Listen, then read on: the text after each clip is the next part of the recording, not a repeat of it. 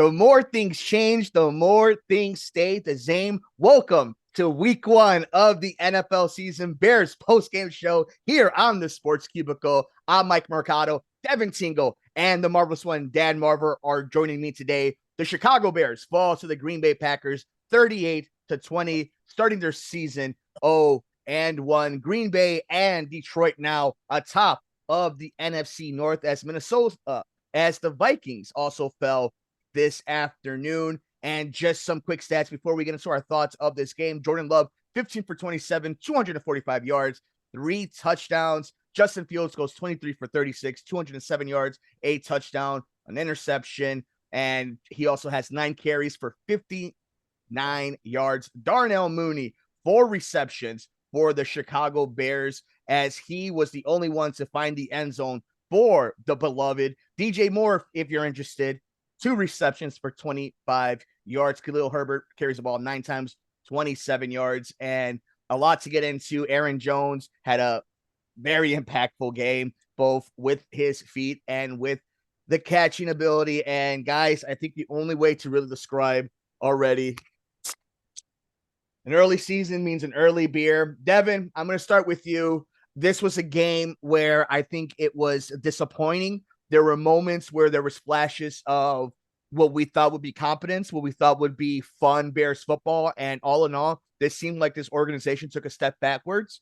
This seems like all the worries we did have, from the offensive line to the secondary to the defense, to not be able to get pressure, it was everything we were worried about. And I don't think we saw any spectacular play from the quarterback of the Green Bay Packers, but it was just a domination, both offensively, defensively, for the Green Bay Packers. What did you see week one, this rivalry taking another chapter, and this time it once again going to the Green Bay Packers? Cheers, Mercado. That's my first statement. I'll take a drink. And it's just, this really reminds me of the White Sox. The Bears went and made so many big moves in the offseason, getting DJ Moore, acquiring several draft picks, working on getting this thing like this defense and this offense to be better. And the results are exactly the same as they were last year. I remember I had my doubts that maybe they were tanking last year, but after seeing today's game, I definitely don't think they were tanking at all last year. This team was just pretty damn bad here. And I'm with you. I'm not fully sold on the Jordan Love bus. Let's see how he does next week when he has to face a real team. But, Green Bay the first half of this game was nauseating, and it looks like both teams are just equally bad, defensively and offensively. But after the half, I noticed Green Bay really kind of started to step it up here. I just wonder what the hell happened in their locker room versus what the hell Matt Eberflus said to the Bears in their locker room at halftime here. This was a very disgusting and very just nauseating game. That is probably the best way to describe it here. And of course, it is the first week of the season. It is the first regular game. We shouldn't be going, oh, woe is me, tank, go 0-17 so we can get the best draft pick. But against the Bears team, but against the Packers team that lost their best player in Aaron Rodgers, and a guy who Jordan Love, who when he started last time was awful, but for Love to go 245 yards, 3 touchdowns, and Justin Fields to get 1, and especially when they said we've worked on Fields' passing game. I definitely didn't feel that. And I'm sorry, it didn't even seem like Justin Fields' rushing game was what it usually was. So there's going to be a lot we're going to break down there, Devin, in a little bit. We'll get into specifically what we thought of Justin Fields, but just going around the Sports Cubicle, we want to get everybody's initial reaction. Marvelous.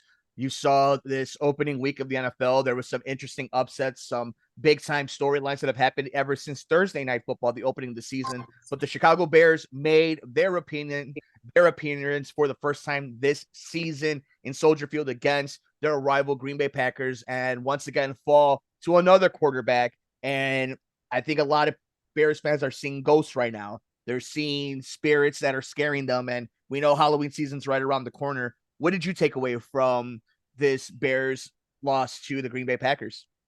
They actually felt pretty optimistic when it was 7-6 coming up to the half. Fields, by the way, he missed an incompletion. It was 24 of 37. Okay. Yeah.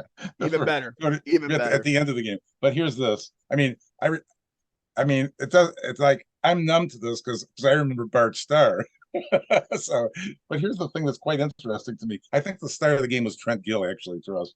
But here's the thing that's interesting. Do you realize that since in 1992, the only two starting quarterbacks that Green Bay's had are Favre and Rodgers, and there's been 35 quarterbacks for the Bears during that period, starting quarterbacks. So either they've been lucky or whatever. But the thing is that when it was the first drive of the game, they couldn't make a foot and a half on third down. I think that was sort of an indication that would have been really big if they could make that. And it seems as though what they do in that, and when they go for the quarterback sneak, is they're not set up for the one of the blockers is like 2 feet behind the quarterback. I mean, I don't understand that. That doesn't make any sense to me. It's interesting to bring that up, Marvelous. I want to just piggyback off that for a second because they mentioned on the broadcast, and we've talked about the similarities and what we want to see between Justin Fields and Jalen Hurts. And that's a play that the Eagles have made famous of just killing you with those, if you need a short yardage, and Jalen Hurts and that offensive line led with the big Kelsey boy is doing it. And the Bears weren't able to do that. And they spent money. They used equity on running backs. They got 3 of them that are on the active roster and didn't use either one of them in that situation. Please continue your thought. I just want to piggyback on that. Exactly. I mean, DJ Moore was the big get, and he had 2 receptions, which, isn't that impressive, obviously.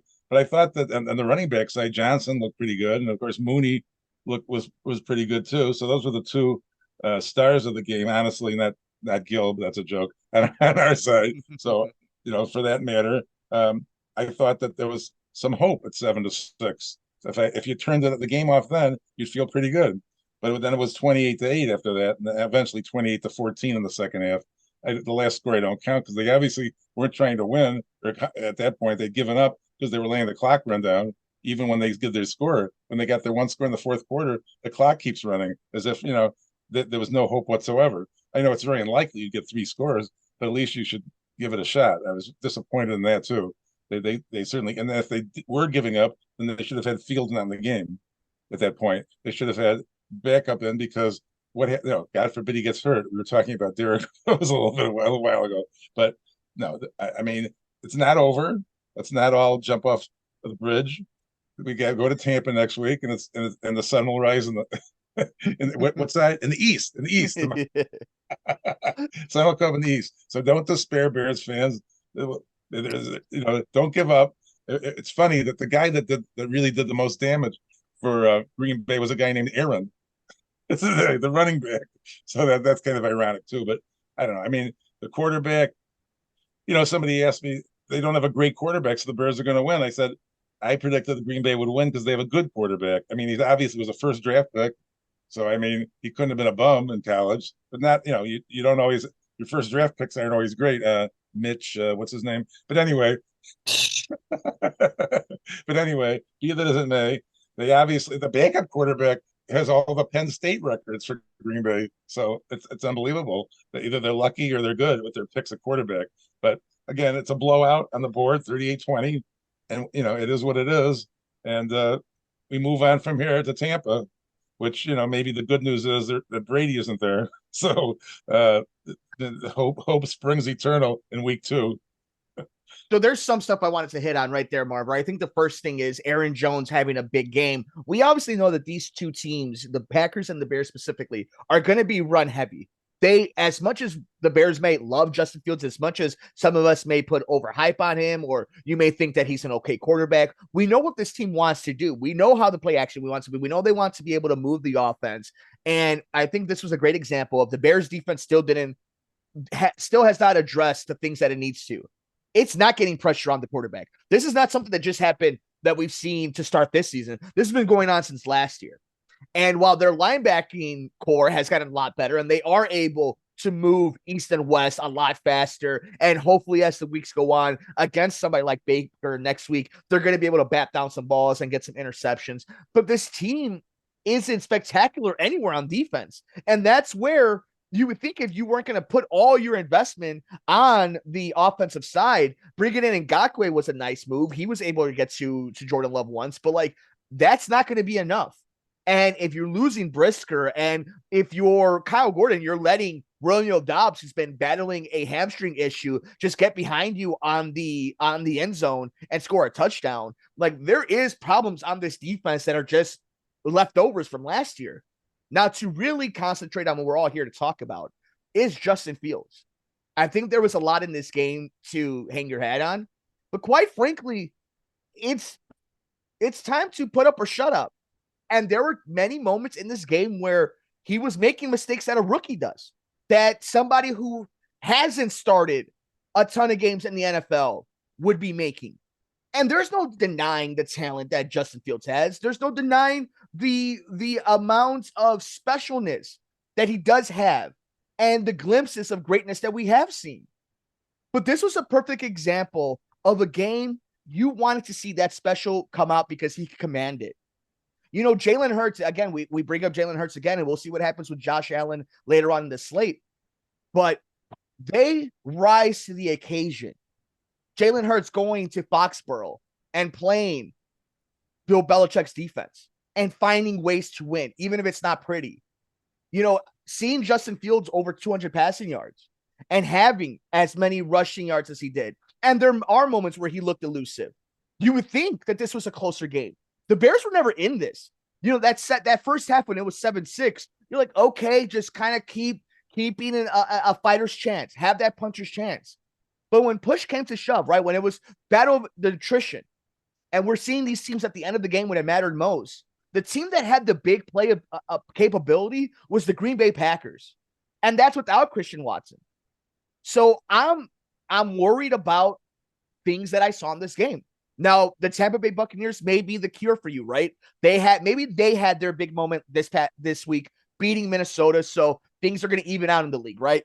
Justin Fields is going to have a better game. DJ Moore is too good of a talent not to be held just to 2 receptions.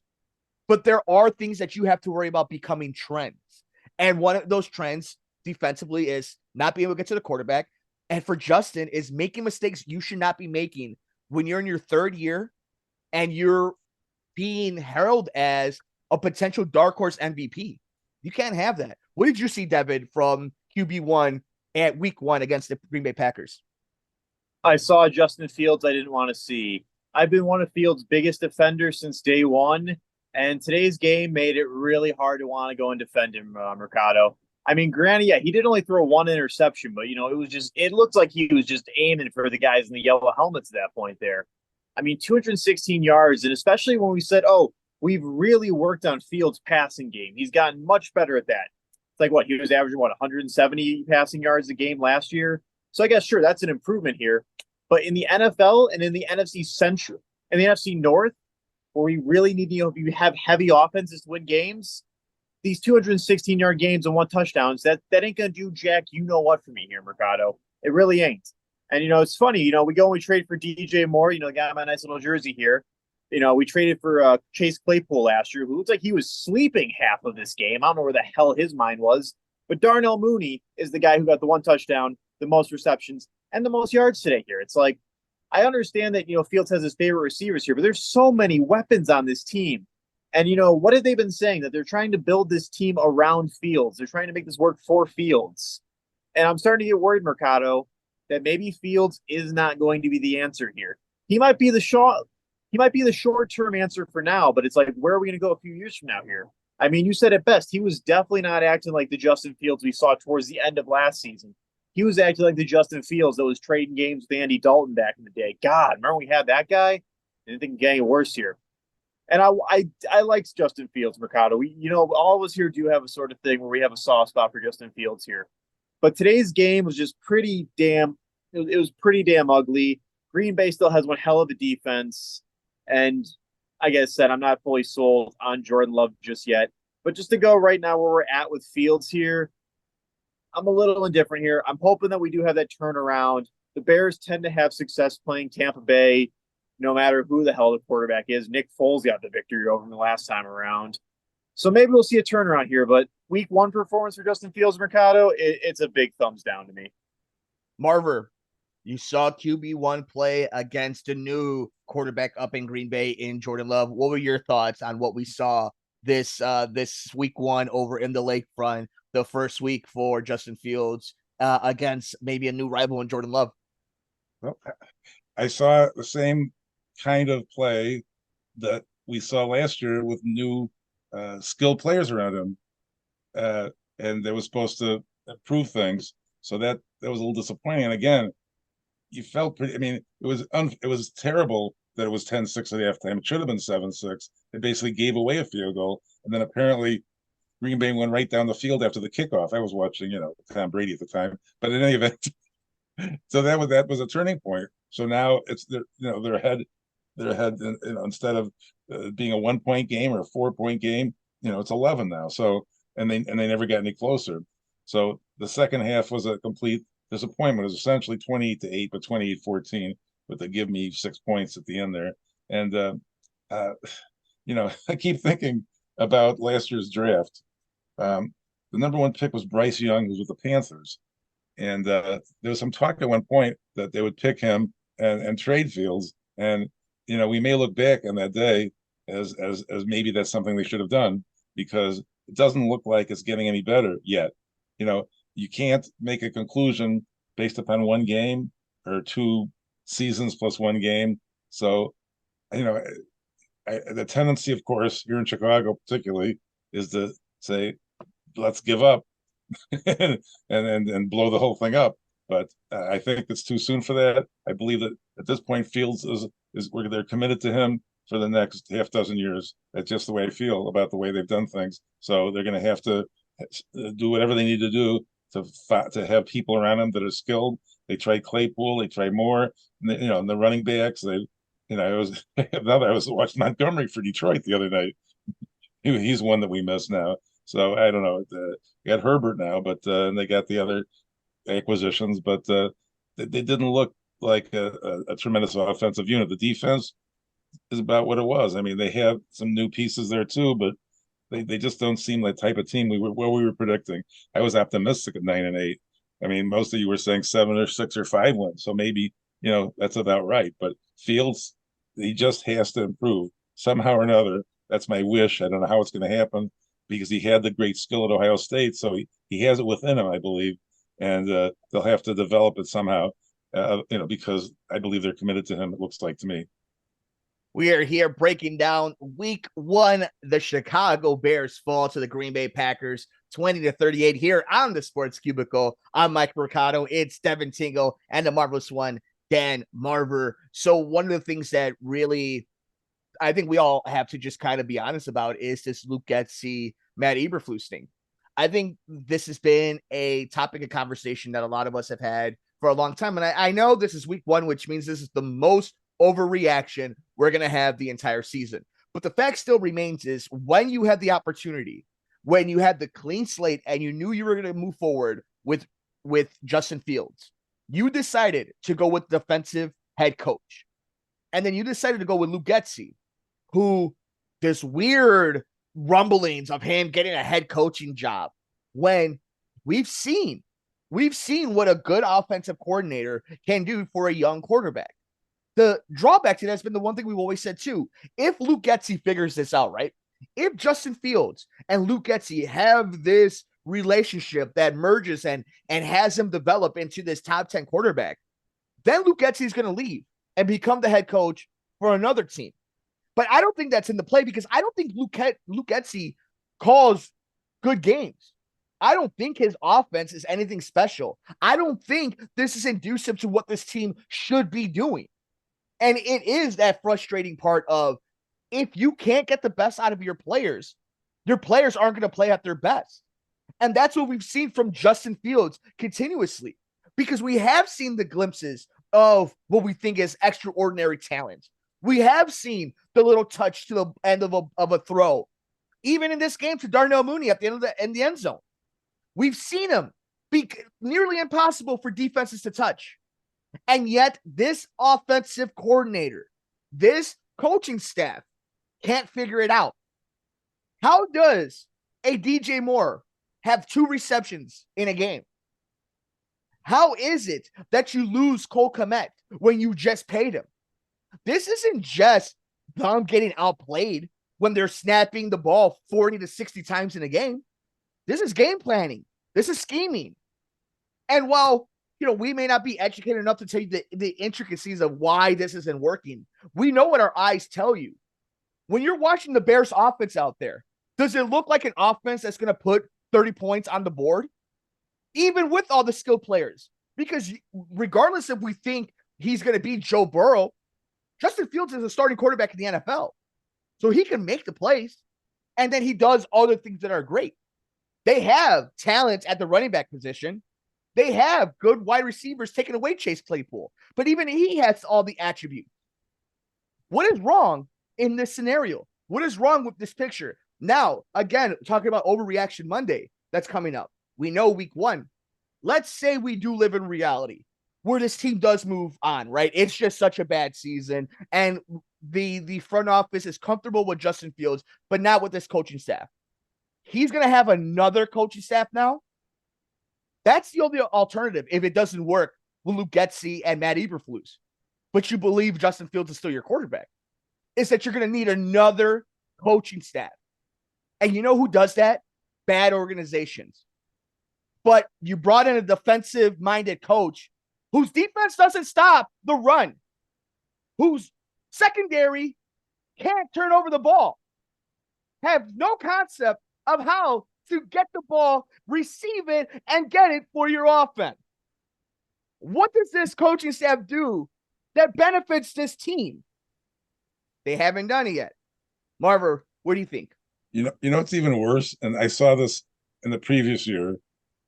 They go into halftime, and it looks like they're doing okay, but for the second half, is a big problem for them. It seems to me they don't make any kind of proper adjustments. It appears that benefit them, whereas the other team apparently does because they march down the field to start the second half without too much difficulty.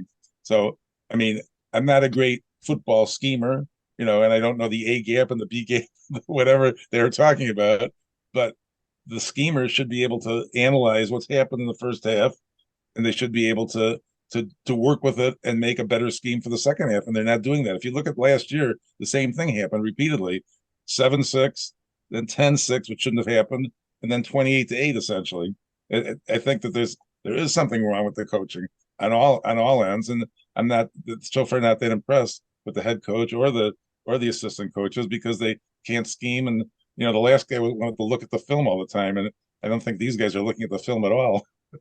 You bring up a great point, Marvelous. Halftime adjustment. The great coaches in this league, the Shanahans, the McVays, the McDaniels, you name them. Name the best coaches in the league. Andy Reid's. They make adjustments, not just before the game, not just during warm-ups, but during halftime, in the third quarter, in the fourth quarter, because they are smart enough. They are good head coaches. They believe in their scheme. Their scheme works enough where they can work around it. Bill Belichick's offense and defense changes every year depending on what the personnel is. I'm sick of watching stubborn, hard-headedness for organizations that have not earned it, for coaches who have not earned it. Devin, where are you at? Well, Marver brought it best, as I mentioned earlier. We did see at the first half of this game, both teams are awful. Both teams looked like crap. Both teams made me a little bit nauseous. And we saw Green Bay came back in the second half and scored 4 touchdowns. And in the second half, they scored 4 touchdowns here. In the second half, the Bears scored 1. We're just really seeing I don't really need to know where to go with this Mercado at this point. We're seeing a team that just doesn't seem to have their you-know-what together. If we're on the radio, I'd say a certain word that starts with S. I'll let you all use your imagination. I'm not going to hit anyone with that. But it's at the point where it's just, what is this team doing anymore? It really does remind me of the White Sox here. It's like, we're going to change all these terrible, we're going to change these things and get the same improvements here. It's like, there clearly is a bigger picture as to, the problem. Is it the McCaskies? Are they terrible to work with? I mean, I said it last year. I really did not like Matt Eberflus. I didn't see a lot of important things from him. I thought every press conference he gave, he kind of just seemed like, yeah, team's terrible. But you know what? We tried some things. What you're doing is not working here. And I agree with you, Mercado, that, going from coach to coach to coach is what bad organizations do. Look at the Carolina Panthers here. But the point is, like, we're going to have to find the good head coach here. I don't have anyone in mind right now, but something's telling me this. It might be time to – they already did blow up the coaching staff. I can't even say that here. So I'm just wondering, there has to be some sort of bigger picture here as to why this team is just underperforming year after year. And the thing is, last year they at least looked like – last year they were at least entertaining even when they were losing. This game was just awful. If we didn't do this show, I would have turned it off long ago, Mercado here. But it makes me wonder here, just what is the problem with this team here? We got a guy that is supposed to be our, elite quarterback, our franchise quarterback, the guy everyone's like to see. We traded for a great wide receiver in Darnell Moon. We traded for a great wide receiver in DJ Moore here. Chase Claypool was supposed to be a big addition last year. Darnell Mooney really steps it up here. We're like, we're going to get rid of. Sorry. We're going to move Herbert to our starting running back here, and Justin Fields is getting more rushing yards than him. It really is just wondering, what are we doing here? Because guess what? A team that either has a great head coach that's big defense isn't giving up 38 points to a quarterback who started one game where he sucked massive the first time. So it's week one, and we've already gone scorched earth, but we'll see what happens next week as the Chicago Bears take on the Tampa Bay Buccaneers. Baker Mayfield beating Kirk Cousins and the Minnesota Vikings up in Minnesota. So we'll see what happens when they head down to Florida. I'll give you guys, we have about 2 minutes. So really quickly, biggest notes that you took from the NFL this week. We've done a lot about Bears. So Marver, I'll go to you. A full slate of week one. Your quick thoughts on first week of the NFL. Obviously, Detroit over Kansas City, I wouldn't have predicted. Usually they have the first Thursday, the Super Bowl champion against a challenger. And I said, what kind of a challenger? And they changed my mind. I think the Detroit win is the stunner of the weekend. I mean, there's still some more games to be played. The Cowboys and the Giants, and of course tomorrow Monday Night Football, where you see Aaron Rodgers. So there could be some more surprises. But for me at the moment, it's definitely the Lions beating the Chiefs, on Thursday night. Dev, week one in the NFL, what caught your attention? 49ers, Pittsburgh Steelers. I knew the Steelers were not going to be a great team.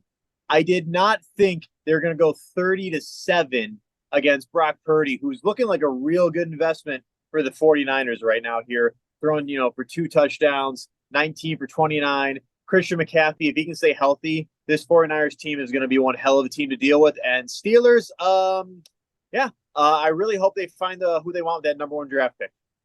So I think the biggest thing I took away was that Cleveland Browns Cincinnati Bengals game. That is going to be the worst game we see Joe Burrow and that offense have. It was a nasty weather game in Cleveland, but that was surprising. A playoff-like game between the Chargers and the Dolphins, and so much more stories to come from on Monday Night Football. But week one means that the NFL is back, and if we're this fired up, that means the Chicago Bears are back. Next week, they will be taking on the Tampa Bay Buccaneers, and we will be breaking down the fallout from that, as this week they fall to the Green Bay Packers 38-20, starting the 2023-2024 season. And we will be all over any news that breaks between now and the next edition of the Sports Cubicle. But we want to know your thoughts. What was your biggest takeaway from Bears versus Packers or week one of the NFL? If you're watching us on YouTube at the Sports Cubicle, make sure you leave a comment down below. Follow us on Twitter at Sports Cubicle TV. Check out the entire episode over on our SoundCloud at WCPT 820. If you missed any one of our other segments, check us out wherever you get your favorite podcast at Sports from the Couch. And of course, an amazing shout out to our friends over at Sheets and Giggles. Use the promo code Sports from the Couch, the Sports Cubicle, Sports from the Couch, for 15% off. For the marvelous one, Dan Marver, for Devin Tingle, I'm Mike Mercado.